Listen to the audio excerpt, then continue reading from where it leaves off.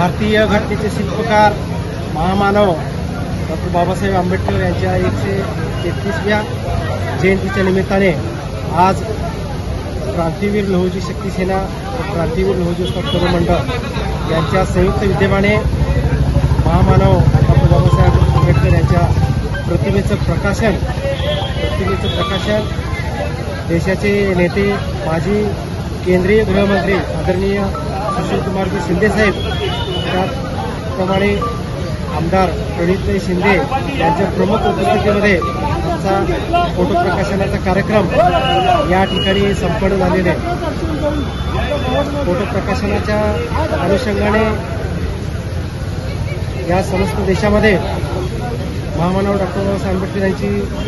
भारतीय घटनेची जे पायमल्ले होत आहे,